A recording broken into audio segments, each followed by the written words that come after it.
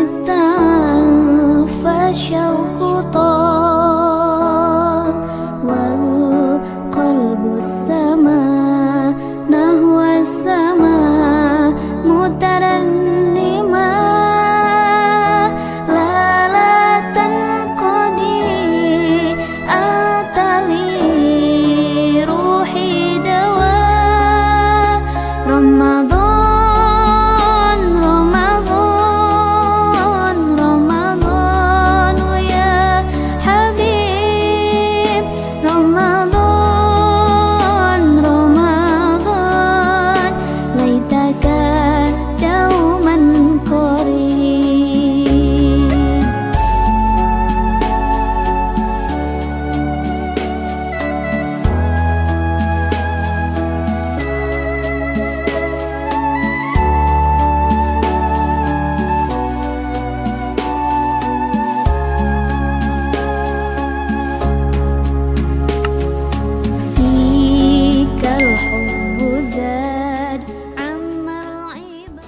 إلى حضرة النبي محمد صلى الله عليه وسلم وعلى آله وأزواجه وأولاده وذريته رضوان الله تعالى عليهم أجمعين واحشرنا معهم برحمتك يا أرحم الراحمين وإلى حضرة الشيخ وإلى حضرة الشيخ راجل السيدي وإلى حضرة الشيخ أحمد السيد المالكي وإلى حضرة الشيخ جميع المشايخين الفاتحة. أعوذ بالله من الشيطان بسم الله الرحمن الرحيم الحمد لله رب العالمين الرحمن الرحيم مالك يوم الدين إياك نعبد وإياك نستعين اهدنا الصراط المستقيم صراط الذين أنعمت عليهم غير المغضوب عليهم ولا الضالين. السلام عليكم ورحمة الله وبركاته.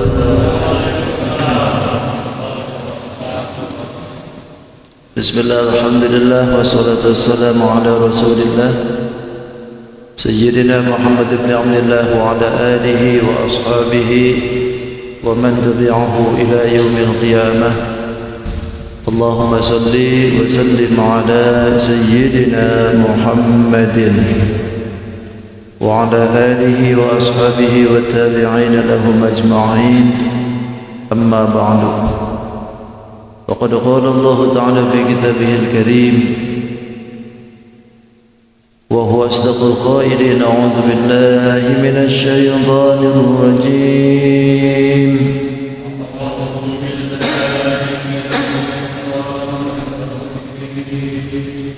بسم الله الرحمن الرحيم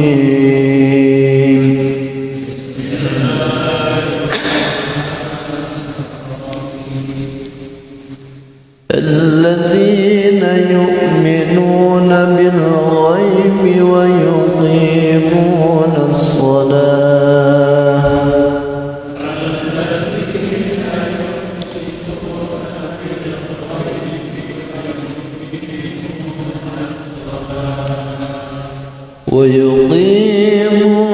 الصلاة ومما رزقناهم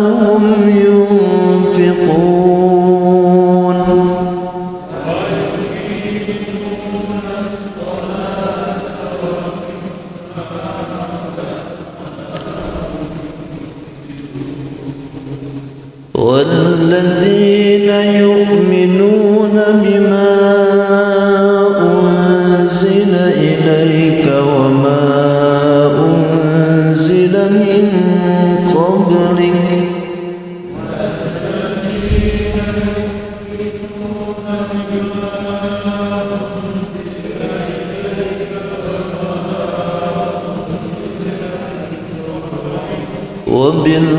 وبالآخرة هم يوقنون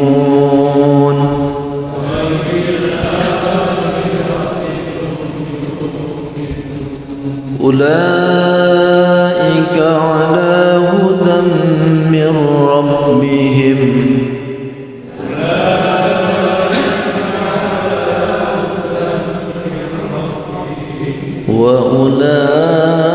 وأولئك هم المفلحون المفلحون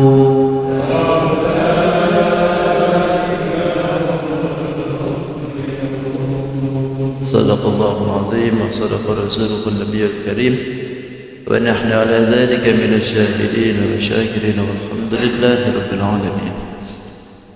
Hadratul mukarramin wal mukarramat wa rasafuh jamaah Masjid Al-Alaq, Bapak Ibu yang sama-sama ulun hormati dan insyaallah Allah muliakan. Alhamdulillah, subuh ini kita pertemukan kembali oleh Allah Subhanahu wa taala guna bisa melaksanakan salat subuh dengan berjamaah. Dan alhamdulillah hari ini hari Rabu, tidak terasa kita sudah berada di hari yang ke-23 ya.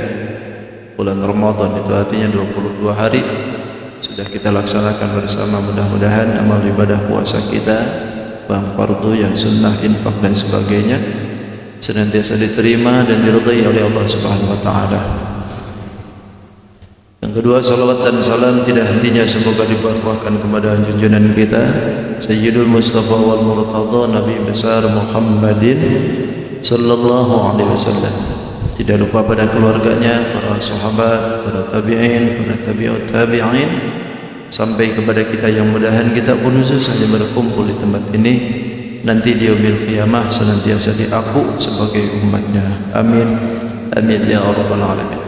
Hadirin wal hadirat rahimakumullah, tidak biasanya kita hari Rabu ngaji biasanya hari Sabtu subuh ya. Ini bayarannya kemarin lah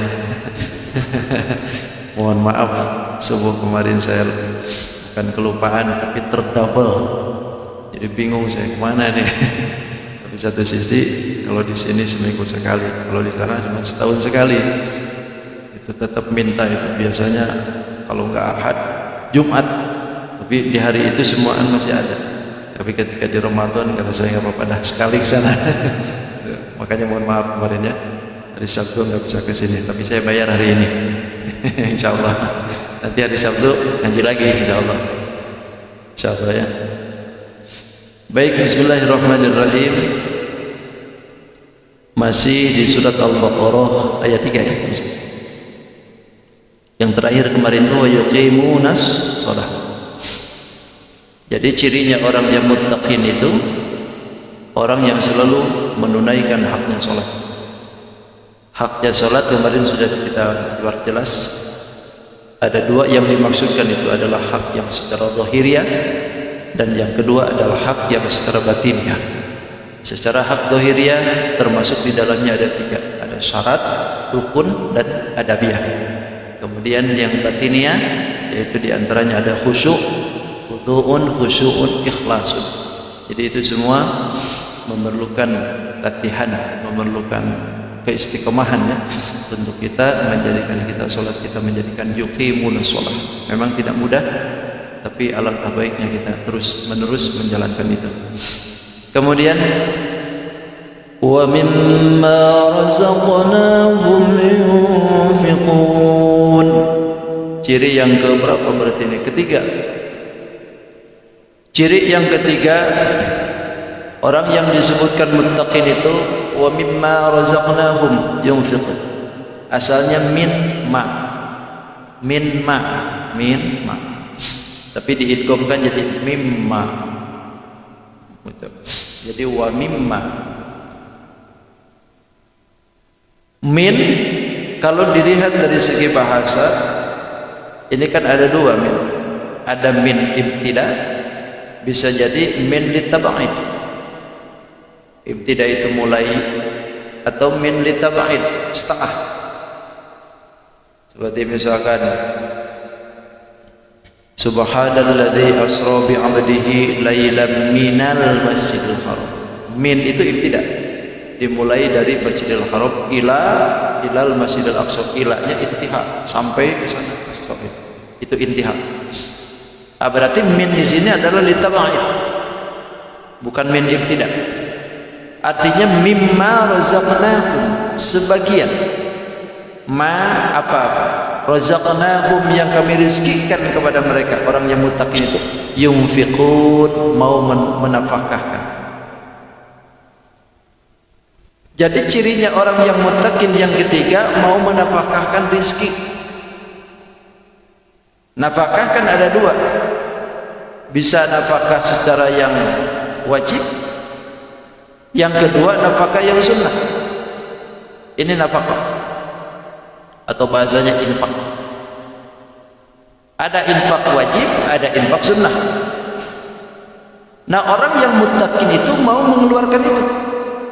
Yang sunnah dia keluarkan, yang wajib apa lagi? Yang wajib yang mana? Seperti misalkan yang zakat, imma zakat fitrah, wa imma zakat tijarah, wa imma zakat profesi, wa imma zakat dakwah, wa imma zakat ternak atau zakat perhiasan. Itu semua yang merupakan kewajiban untuk dia, mau dikeluarin. Orang yang mau menjadikan dirinya muttaqin harus mau tuh. Makanya di bulan Ramadan Allah didik kita. Yang tidak mau mengeluarkan zakat itu ketika datang bulan Ramadan sampai ditangguhkan dulu puasa itu. Allah tidak terima puasanya sampai dia mau mengeluarkan dulu zakat fitrah. Baru naik puasanya. Kenapa? Lantaran Allah tidak menginginkan kita ini hanya hablum minallah, sementara hablum minannas ditinggalkan. Kita puasa hablum minallah, sedangkan ini zakat hablum minannas. Allah nggak butuh beras, Pak. Allah nggak butuh duit. Tapi Allah mendidik kita supaya kita ini jadi manusia yang muttaqin. Karena tujuan dari Ramadan itu kan la'allakum tattaqun, membentuk manusia yang muttaqin. Sementara ini orang sudah puasa tapi tidak mau zakat, mau bagaimana naik jadi muttaqin? Jadi Allah paksa untuk kita tuh supaya menjadikan diri kita ini mimma razaqnakum yunfiqun. Sebagian rezeki yang mereka punya mau dinafkahkan, diwajibkan bahkan. Tidak mau mengeluarkan, ya wis kata Allah, puasamu aku enggak terima, antara langit dan bumi aja sudah, bedabun bainas samai wal ardh. Keluarkan aja zakat fitrahnya baru naik.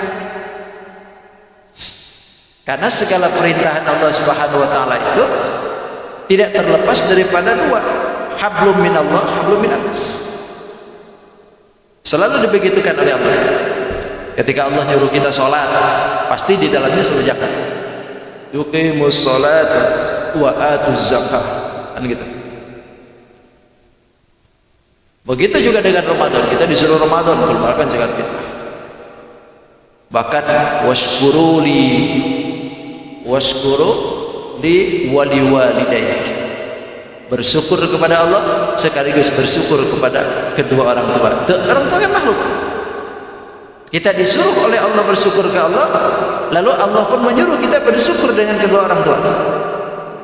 Jadi Allah hablum minallah, ini nasnya dengan orang tua hablum minannas.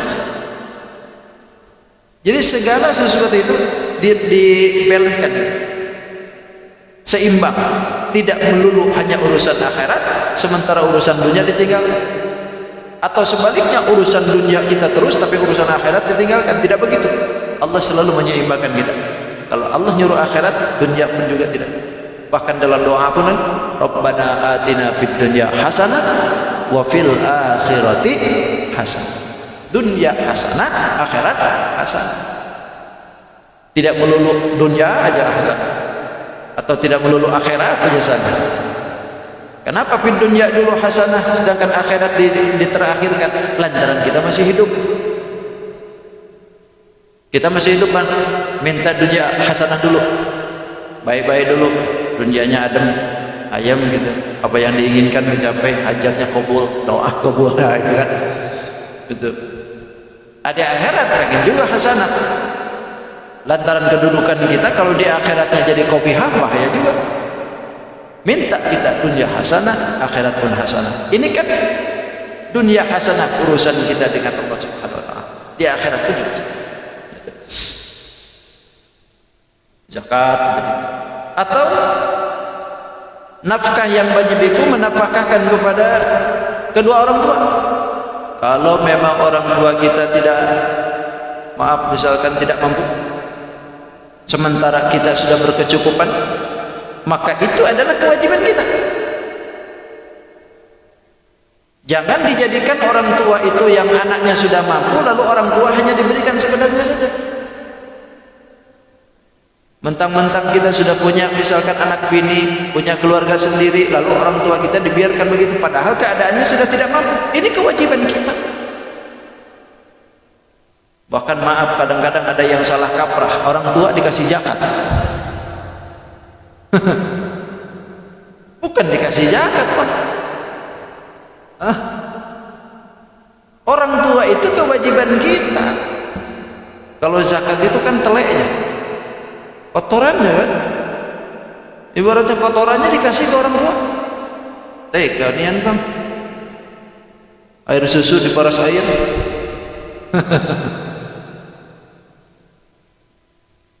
Itu perkara yang wajib sebetulnya. Bahkan kalau seandainya ada orang yang macam seperti itu biasanya nggak lama ya. Punya kekayaannya bahkan lama kalau begitu tuh. Banyak orang yang begitu, yang diberikan kekuasaan oleh Allah Subhanahu wa taala, berusahanya lancar, usahanya bisnisnya lancar, naik jadi orang kaya. Sementara dengan orang tua tidak bagus, nggak lama tuh. Biasanya berapa tahun aja bertahannya, habis itu bangkrut sudah. Bahkan saya pernah melihat ada orang yang berkecukupan, diberikan keleluasaan rezeki oleh Allah Subhanahu wa taala, tapi dengan orang tua jelek. Bahkan orang tuanya tuh pengen beras aja disuruh ini dulu di sawahnya gitu. Suruh nyari dulu di sawahnya, ikutan kayak orang lain gitu. Baru dikasih. Begitu sekarang, wah, habis. Jadi intinya orang yang selalu memberikan rezekinya kepada orang yang berhak, terutama adalah di dalamnya ada yang berkecukupan wajib untuknya, maka keluarkanlah itu. Itulah argumen kewajiban. Atau wa'iyali, keluarga, anak bini, itu adalah kewajiban. Siapapun yang sudah mengijab kabulkan anak itu dengan bapaknya, maka berarti hak dan kewajiban itu sudah berbalik kepada kita. Semua apa yang ditanggung oleh bapaknya berbalik kepada kita. Makanya kita ini sebagai laki-laki ketika sudah mengucapkan saya terima nikahnya, berarti bukan hanya nikahnya saja, hutangnya pun tanggung jawab kita. Semua anak apa yang terjadi di anak itu ketika sebelum dengan kita, itu mungkin orang tuanya. Begitu saya ijab kabul dengan orang tuanya, maka berbaliklah kepada kita semua. Itu kewajiban semua. Tidak boleh tidak. Jangan ijab kabul dengan orang tuanya tapi anaknya tidak dinafkahi dengan baik oleh kita. Ini amanat. Amanat, Pak. Bahkan disebutnya pun ayat. Istri kita itu ayat. Wa min ayatihi an khalaqalakum min anfusikum azwaja.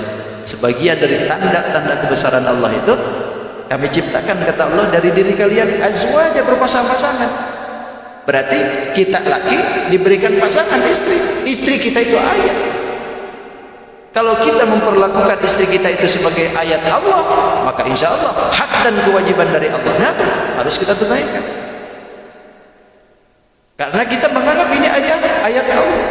Tapi kalau menganggapnya bukan ayat Allah, ya sudah. Tidak sedikit perempuan yang ujung-ujungnya kasih sayang, cinta luar biasa, tapi begitu sudah rumah tangga ditempeleng. Gimana ceritanya itu? Ini bagian dari ayat Allah. Maka perlakukan itu ayat Allah dengan baik. Karena itu kita mengambil dengan kalimat Allah. Hak dan kewajiban baik. Nah itu yang wajib. Yang kedua ada yang nilai sunnah. Yang nilai sunnah yang kita tahulah sudah. Nilai-nilai sunnah yang diberikan di dalamnya, seperti misalkan kata usia alal iyal, artinya memberikan keluasan dengan keluarga. Kita sudah memberikan kewajibannya, lalu diberikan lagi lebihnya. Biasanya kita 100.000 per hari, sekarang 2 juta. Wah, lebihnya itu sunnah. Itu. Atau biasanya kita ini 2 bulan sekali diberikan pakaian oleh kita, lalu ini enggak, seminggu sekali beli. Itu nilai sunnahnya. Kelebihan-kelebihan itu nilai sunnah. atau memberikan keleluasaan kepada aqarib, keluarga terdekat. Karena memang kita dianjurkan untuk menjadikan kita nafkah sunnah itu dimulai dari yang dekat dulu. Bahkan bahasa yang disebutkan oleh baginda Rasul itu ibda' bima ta'ul, mulailah engkau dengan orang yang paling dekat denganmu. Siapa yang paling dekat? Ya tentu yang tadi. Pertama, kalau orang tua kita belum mampu, berarti orang tua dulu. Orang tua sudah mampu, punya saudara belum mampu, berarti saudara. Adiknya kah? Kakaknya kah? Atau misalkan anak saudara. Ketika semua itu sudah mampu, orang yang paling dekat lagi dengan kita, tetangga. Siapa yang paling dekat? Kalau memang semuaan sudah mampu, baru silakan loncat kemanapun silakan.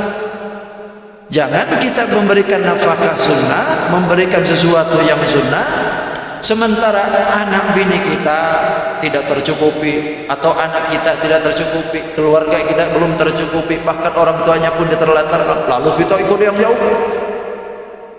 Tidak diperkenankan, nggak bagus. Ibda' bima ta'ul, kata Rasul. Mulai dengan orang yang terdekat dulu. Mulai dengan orang yang terdekat.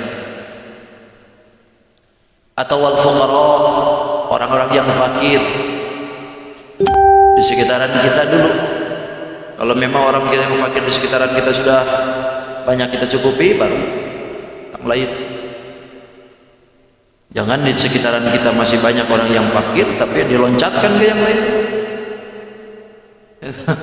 Jangan, lihatin dulu, tengok dulu. Apalagi musim zakat kan. Musim zakat tuh ada bagian tuh fakirin dan miskin. Lalu di lingkungan kita ini banyak, lalu diloncatkan ke sana kalau ajanan misalkan. Jangan dulu, Pak. Lihatin dulu sekitaran sini. Kalau memang di sini nggak ada, baru zakat. Itu sedekah sunnah yang mungkin kita ini kadang-kadang lupa ya. Bahkan ada orang itu kalau dengan saudaranya, wah pelitnya minta ampun. Tapi kalau dengan orang lain, oh dermawan banget. Kalau dengan orang lain dermawan. Saya tanya kenapa orang itu macam begitu? Bang, kalau dengan saudara kan nggak pernah dipuji gitu. Kalau dengan orang lain memuji-muji. Aduh, salah kaprah kamu gitu. Jangan lihatin itu.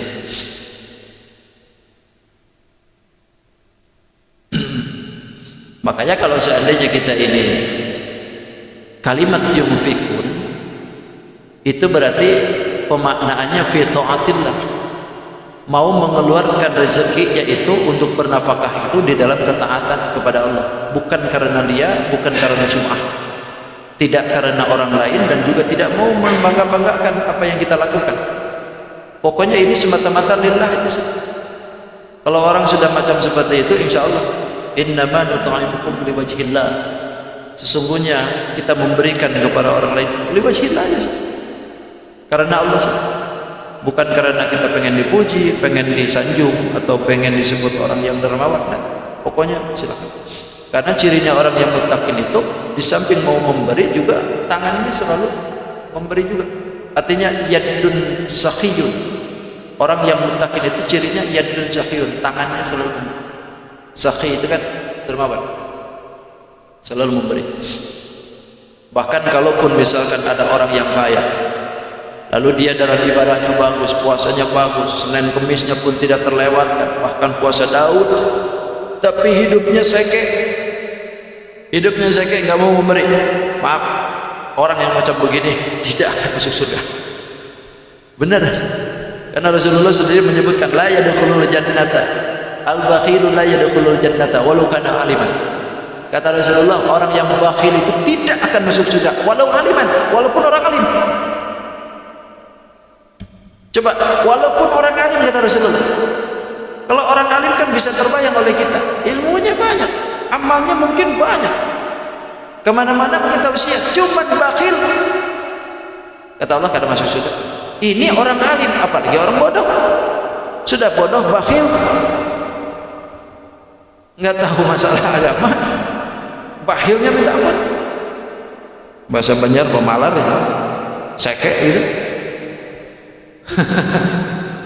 Apa lagi? Pedit. Pokoknya pedit, seke, pemalar, tambuk. Oh, tambuk apa? Kalau bahasa Sunda itu sebutnya koret. Koret cap jahe mutut kasir merge hese. Susahnya bang, boro-boro yang gede-gede yang jutaan, 50.000 aja susahnya. 5.000 aja hitungan. Dipintain itu sumbangan tuh, liatin dulu orang lain berapa. Dilihatin dulu orang lain berapa. Jadi cirinya orang mutakin ini ya. Jadi kalau seandainya hidupnya bakhil, tidak bakal bisa. Bahkan Allah sendiri pun juga membimbing.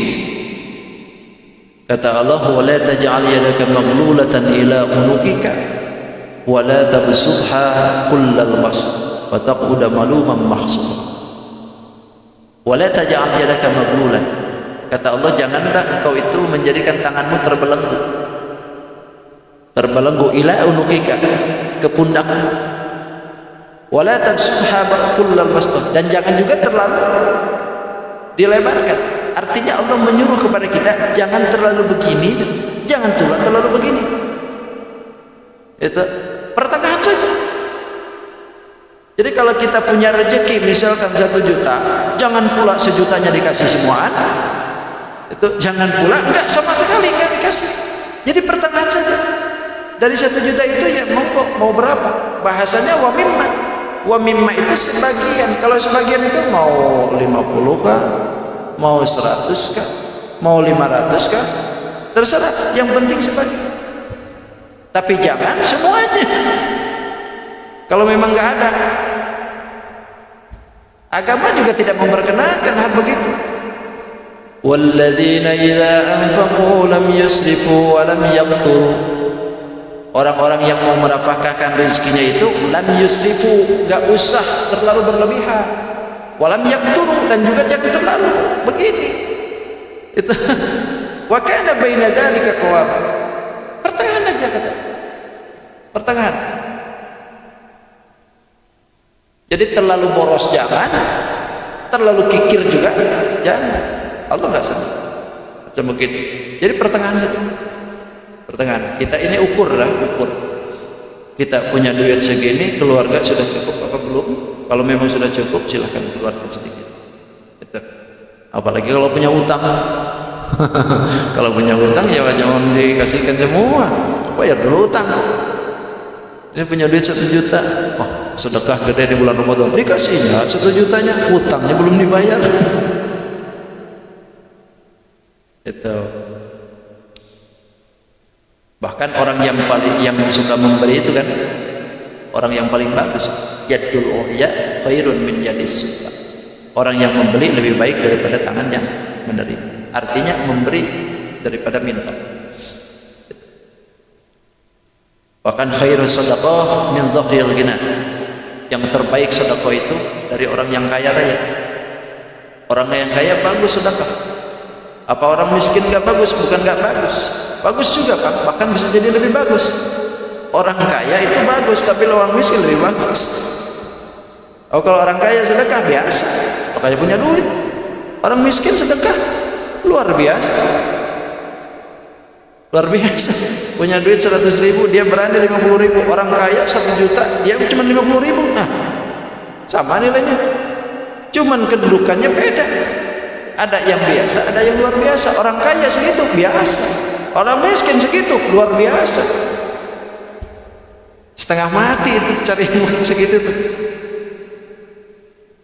Bahkan kita harus mau mendapatkan rezeki itu karena wa may yasta'fifi yu'fihillah. Orang yang mau meringankan beban orang lain, maka Allah pun akan ringankan beban dia. Wa may yastaghni yughnihillah. Siapa orang yang mau mencukupi orang lain, maka Allah pun akan mencukupi. Itu sejanji sudah. Itulah cirinya orang yang muttaqin. Yang penting mau memberikan rezeki. Sedikit itu tidak masalah, banyak alhamdulillah, sedikit pun juga masalah. Yang penting jangan seke. Ya, kalau seke itu bahaya. Al-bakhil ba'idun minallah wa ba'idun minar rasul wa ba'idun minan nas wa ba'idun minal jannah wa qaribun minan nar.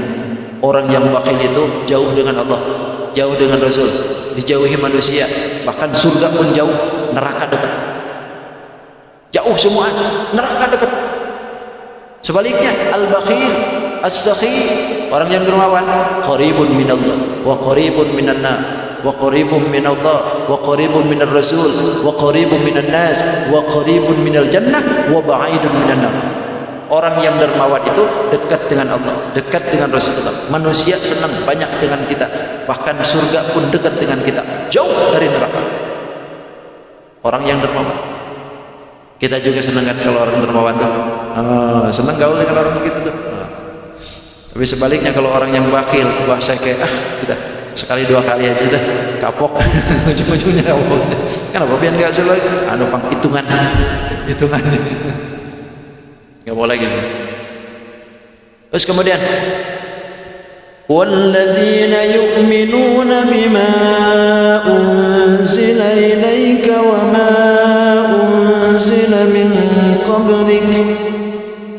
Yang keempat, cirinya orang yang muttaqin itu walladzina yu'minuna bima unzila ilaika, yaitu orang-orang yu'minuna, beriman, bima unzila, dengan apa yang diturunkan ilaika kepada engkau ya Muhammad, artinya Quran. Wa ma unzila min qablik, dan apa-apa yang diturunkan sebelum engkau ya Muhammad. Jadi artinya orang yang mau muttaqin itu orang yang mau beriman, mau percaya dengan Al-Qur'anul Karim dan kitab-kitab sebelum Al-Qur'an. Apa perbedaannya walladzina yu'minuna bil ghaib dengan walladzina yu'minuna bima unzila? Perbedaannya, kalau walladzina yu'minuna bima unzila ini adalah orang-orang yang ketika mereka ini sudah memegang kitab Taurat, bahkan ada yang beriman kepada Nabi Isa alaihissalam. Ketika mereka beriman kepada Nabi Allah Isa alaihissalam, lalu ketemu dengan baginda Nabi Muhammad sallallahu alaihi wasallam, lalu iman ke Nabi Muhammad. Nah inilah walladzina yu'minuna bima unzila ilaik. Sementara walladzina yu'minuna bil ghaib ini adalah ayat yang ditujukan kepada musyrikul Arab. Musyrikin orang Arab pada waktu itu diseru oleh Allah walladzina yu'minuna bil ghaib, untuk mau beriman kepada yang gaib, karena mereka musyrik. Nah ketika mereka ini sudah memegang kitab Injil, pernah baca kitab Taurat, di dalamnya ada yang di dalamnya itu ketika nanti ketemu dengan Nabi Muhammad, iman ke Nabi Muhammad. Nah ini ternyata mereka banyak yang seperti itu, seperti Abdullah bin Salam, Ammar bin Yasir, kemudian Salman Al-Farisi, kemudian Raja Najasyi dan sebagainya. Itu mereka itu sudah memegang kitab Injil itu, beriman kepada Nabi Allah Isa alaihissalam. Tapi begitu ketemu dengan Nabi Muhammad, mereka mau iman pula dengan Nabi Muhammad sallallahu alaihi wasallam. Bahkan orang yang macam seperti ini dua pahala diberikan oleh Allah. Ada tiga kan yang menjadikan dua pahala itu diberikan oleh Allah. Pertama, orang yang ketika dia beriman kepada Nabi sebelumnya, lalu ketika datang Nabi Muhammad beriman kepada Nabi Muhammad, itu dua pahala. Dua pahala diberikan oleh Allah. Yang kedua, anak perempuan. Anak perempuan itu ketika kita didik, diarahkan, lalu menjadi anak Korea yang solehah. Setelah itu dia dipersunting sampai dia antarkan kepada suaminya, dinikahkan dengan seseorang yang soleh pula. Dua ganjaran kita dapat. Ganjaran kita mendidik sampai dia solehah, kemudian kita hantarkan nikahkan dengan suami yang soleh. Itu dua ganjaran dapat sudah. Yang ketiga, hamba sahaya. Hamba sahaya ketika dia itu jadi budak, kemudian dia lagi budak itu dia baik dengan majikannya, ketika dia itu dipernikahkan oleh majikannya, lalu dia pun baik, maka dia pun dua pahala diberikan. Budak hamba sahaya. luar biasa. Anak perempuan itu luar biasa. Kalau dulu anak perempuan diinjak-injak, zaman jahiliyah tuh lahir perempuan tuh diinjak, pokoknya gengsi. Tapi begitu datang baginda Rasul, justru perempuan diangkat. Bahkan baginda Rasul menjamin siapa orang yang punya anak perempuan 3, maka dia bakal masuk surga aja. Itu kan luar biasa ya.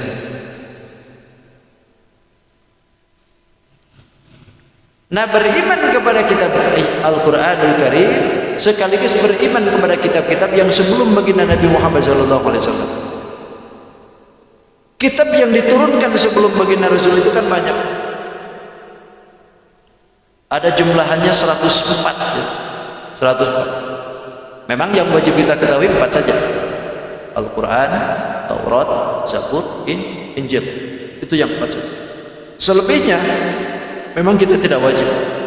Cuman kalau kita mau telusuri ya tentu jumlahan 104 itu ya semuanya tidak ada ke Nabi semuanya. Hanya ada ke Nabiullah Sis alaihissalam. Ada yang diberikan kepada Nabiullah Ibrahim, ada yang diberikan kepada Nabiullah Musa alaihissalam sebelum Taurat. Itu adalah suhuf disebut, dan jumlahannya 100. Ke Nabiullah Sis saja 60 suhuf.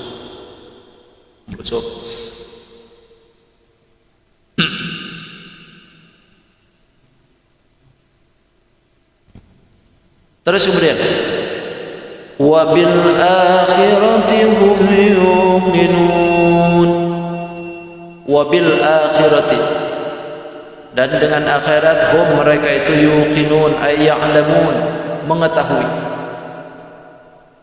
Ciri yang ke-6 berarti ini. Ciri yang ke-6 orang yang muttaqin itu beriman, percaya dengan akhirat. Percaya dengan akhirat, karena memang rukun iman kita ini kan ada percaya dengan akhirat ke sana. Ada orang yang sudah menjalankan hukum Islam, lalu dia percaya dengan Allah, percaya dengan baginda Rasul, percaya dengan malaikat, tapi tidak percaya dengan akhirat. Gak bagus juga. Kan ada orang yang macam seperti itu. Dia percaya dengan Allah, tapi gak percaya dengan kuburan. Dikubur bakar hidup lagi itu gak percaya. Padahal dari awal sudah disebutin bahwa cirinya orang yang muttaqin itu mau beriman kepada yang gaib. Ini alam kubur kan gaib, gak percaya tuh. Bahkan ketika orang mati itu udah aja selesai gitu. Selesai urusan. Boro-boro selesai kita mati, itu awal masalah. Sebetulnya kalau orang yang nikmat itu berarti awalan kenikmatan. Raudatun min riyadil jannah. Kalau orang yang tersesat, orang yang salah ketika hidupnya, itu adalah hufarun min hufarin niron, bisa jadi satu kedukan daripada kedukan neraka. Awal masalah kan itu. Maka al-kubru sundukul amal, kuburan itu petinya peramalan. Apa yang kita lakukan semasa hidup, dalam peti itulah akan dimulai. Baik buruknya apa yang kita lakukan, dimulailah dari situ. Karena ini adalah permulaan barzakh disebut. Nah, orang yang beriman kepada Allah Subhanahu wa taala yang diangkat menjadi manusia yang muttaqi itu dengan akhirat percaya. Mengetahui betul, yakin betul dengan apa yang ada di cadar itu. Bahkan kalimatnya pun disebutkan pakai kalimat wabil akhirati. Bi itu kan harap jar. Al-akhirati majrur, artinya dikasrohkan dengan huruf jar. Nah, ini berarti ada jumlah ismiyah. Kenapa dikatakan menjadikan jumlah ismiyah? Karena ini sebelumnya kan kita ngomongin infak tuh. Ngomongin infak, wa mimma razaqnahum yunfiqun. Kemudian wa yu'minuna bima unzila ilaika wa ma unzila min qablik wa bil akhirati hum yuqinun. Kenapa ini pakai kalimat harap jar kemudian dijumlahkan menjadi jumlah ismiyah? Karena li'annahu, orang yang percaya dengan akhirat itu kedudukannya lebih tinggi daripada infak. Ini rahasianya. Orang yang berinfak memang bagus, tapi kalau orang yang berinfak tidak percaya dengan akhirat, gak bagus. Makanya wabil akhirati hum yuqinun ini adalah perjumlahan ismiyah. Bahwasanya kalimat ini menunjukkan percaya dengan akhirat itu jauh lebih baik daripada orang yang berinfak. Kedudukannya lebih tinggi daripada orang yang berinfak. Gitu.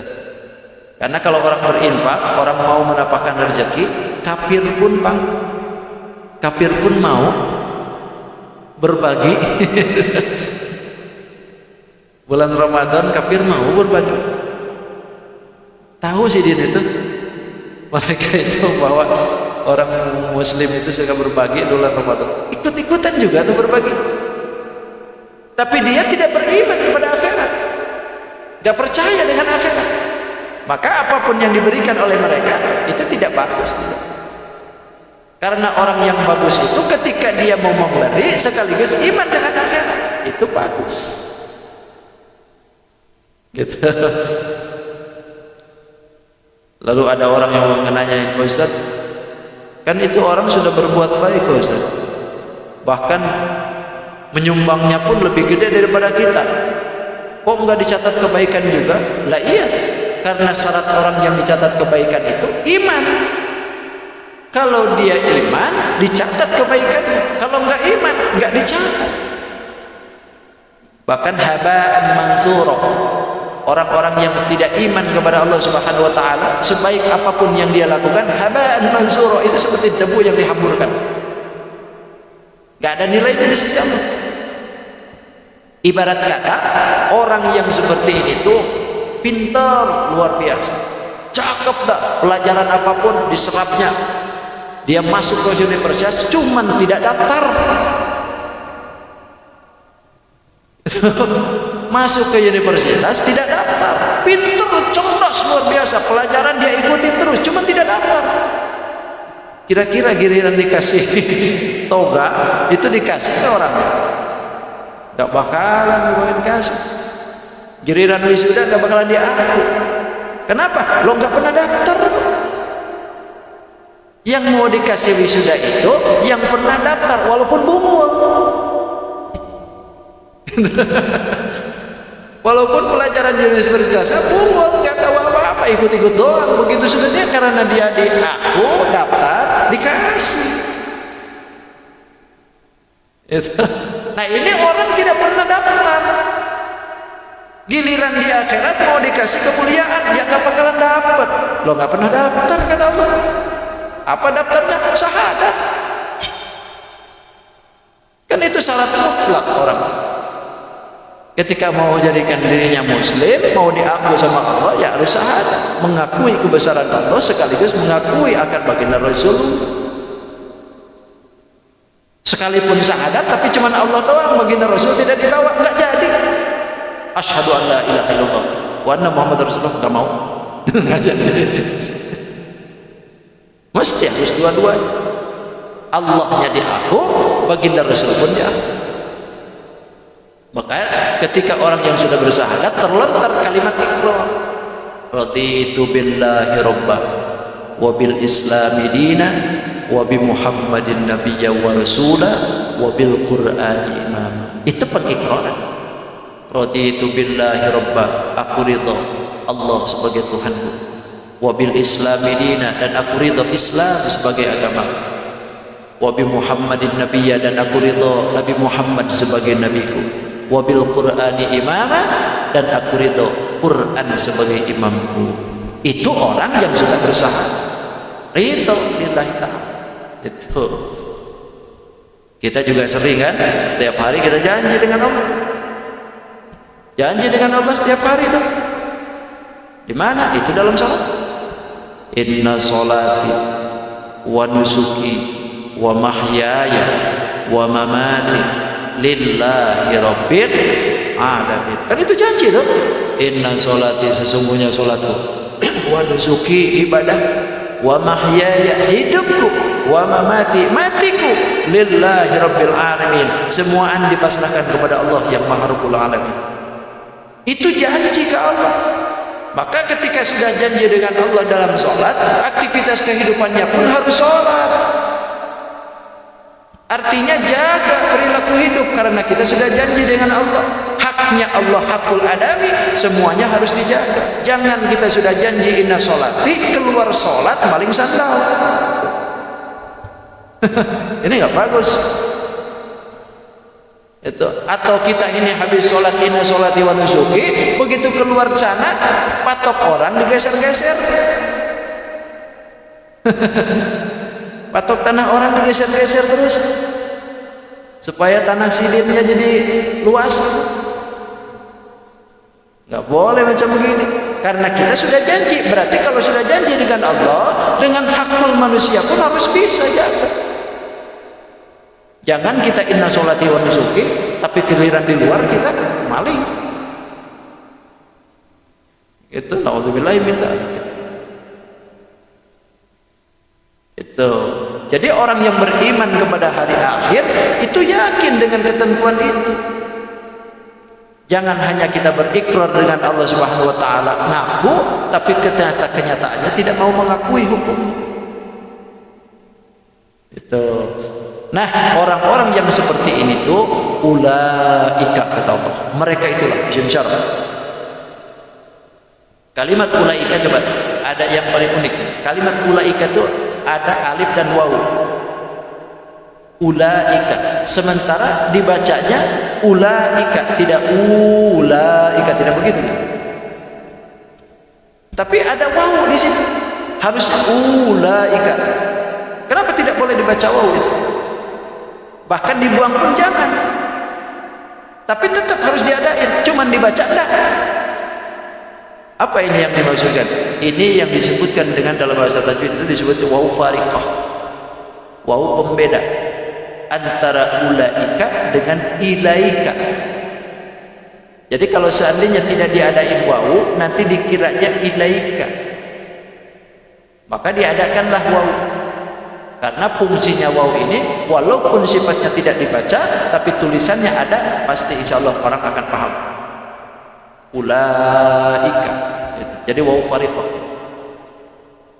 Mereka itulah kata Allah al-mausufu bima dzukir, yang disifati dengan apa yang diceritakan tadi itu. Dari mulai orang yang beriman kepada yang gaib, mau menjalankan sholat, mau mengeluarkan rezekinya, kemudian mau beriman dengan kitab-kitab Allah, kemudian mau beriman dengan hari akhirat, ala hudan mir rabbihim, itu orang menetapi pada petunjuk Allah. Berarti orang yang macam seperti ini tuh ada di dalam hidayahnya Allah, tidak keluar dari relnya Allah. Karena orang yang macam seperti ini dapat hidayah, ada hudan, petunjuk dari Allah. Jadi alhamdulillah kalau seandainya lihatin secara ayat ini, mudah-mudahan kita berataan banget ya, termasuk dalam ayat ini. Karena kita beriman ke gaib, iya, sholat, iya, mimma razaqnakum juga, iya, kepada Quran juga, iya, dengan akhirat pun juga kita percaya. Nah, orang yang macam seperti inilah kata Allah, ala hudan mir rabbihim, ada berada di dalam hidayahnya Tuhan Allah. Alhamdulillah kita ya. Dan jaminannya ketika ada orang yang macam seperti ini, wa ulaika humul muflihun, maka mereka itulah hum kata Allah al muflihun, yang bahagia, termasuk golongan yang beruntung. Orang-orang yang beriman secara dari awal sampai akhir itu, itulah golongan orang yang beruntung, yang akan diberikan jannah, dijauhkan dari siksanya Allah. Mudah-mudahan kita semuanya ya, amin ya rabbal alamin. Singkat sebetulnya, tapi ini perlu latihan. Perlu continue, perlu istiqomah ya. Perlu istiqomah. Memang kalau bicara aja enak gitu. Tapi kenyataannya kita melaksanakannya susah ya. Kalimat ketakwaan itu susah, karena memang muttaqin itu tidak semudah membalikan tangan. Jadi orang yang muttaqin itu tidak mudah membalikan tangan, perlu proses. Karena orang yang muttaqin itu harus menundukkan nafsu, itu yang paling dominan. Karena yang menghalangi orang muttaqin itu nafsu. Bahkan ketika kita diberikan puasa ini sebetulnya ajang kita, kesempatan kita. Karena orang yang muttaqin itu naiknya cepat itu dengan puasa. Dengan puasa itu cepat. Kenapa? Lantaran kalau ibadah-ibadah yang lain itu bisa jadi terkombinasi atau bisa jadi terselubungi dengan sesuatu yang mungkin merusak akan ibadah itu. Bahkan baginda Rasul dalam hadis qudsinya menyebutkan kullu ibadatillah, setiap ibadah itu untuk dia, semua untuk dia, illa saum, kecuali untuk puasa. Fa innahu li, kata Allah, puasa itu untukku, wa ana ajzi, dan aku saja yang akan membalas. Jadi kalau puasa beda dengan ibadah yang lain. Kalau kita ini sholat itu untuk kita, puasa lain untuk Allah, zakat untuk kita, haji untuk kita. Karena ini adalah urusan untuk kita, maka kadang-kadang terselubungi dengan riya. Sholat bisa termasuki dengan riya, zakat bisa termasuki dengan riya, apalagi haji. Haji itu ajang keriaan. Oh benar, belum aja berangkat sudah dipamer-pamer, rame juga. Pulangnya juga kadang-kadang nggak dipanggil haji, marah sih dia. Jadi kan aja ria. Jadi semua peribadahan itu bisa masuk ke ajang ria dan sumber. Tapi saum, apa yang harus diriain saum? Kenapa pian bang lemas betul? Puasa aku. Orang nggak puasa pun bisa jadi lemas-lemas begitu. Jadi nggak bisa diriain kalau puasa, dan nggak bisa ditampakkan keriaannya. Apa yang harus ditampakkan dalam puasa keriaan? Maka pantas ibadah yang lain itu semua untuk kita, tapi puasa nggak ada yang tahu, hanya kita dengan Allah Subhanahu Wa Taala. Maka kualitas ketakwaan kita itu diukur cepat dengan puasa. Lantaran puasa hanya kita dengan Allah Subhanahu Wa Taala. Maka jaga baik-baik puasa. Jangan hanya tidak makan dan tidak minum, tapi aktivitas kehidupan kita dalam hati pun, pikirannya pun juga jaga baik-baik. Karena kualitas puasa kita hanya kita yang tahu bagaimana puasa kita. Dah cukup sudah, jangan kebanyakan haus. Cukup sudah, terima kasih. Mudah-mudahan apa yang disampaikan bermanfaat. Insyaallah kita ketemu lagi di lain hari dan kesempatan yang akan datang. Ini satu kali lagi hari Sabtu ya, insyaallah. Mudah-mudahan kita panjang umur, sehat selalu. Kita bertemu lagi di hari Sabtu nanti. Hadanallahu wa iyyakum ajma'in. Assalamualaikum warahmatullahi wabarakatuh. Allahumma shalli wa sallim ala sayyidina Rasulillah ajma'in. Bismillahirrahmanirrahim. Wassalatu wassalamu ala asyrafil mursalin sayyidina wa maulana Muhammadin al-amin. Allahumma rabbi anfa'na bima 'allamtana. Rabbi 'allimna alladhi yanfa'una. Rabbi faqihna wa faqih ahlana wa qarabatin lana fi dinina. Tawassalna bid'alimin tawassalna bid'alimin. Anta rizqana al-wasi' wa anta rizqal amanah. ربنا آتنا في الدنيا حسنة وفي الآخرة حسنة وقنا عذاب النار. بفضل سبحان ربك رب العزة عما يصفون وسلام على المرسلين والحمد لله رب العالمين. تقبل الله منكم. سبحانك اللهم وبحمدك أشهد أن لا إله إلا أنت أستغفرك وأتوب إليك.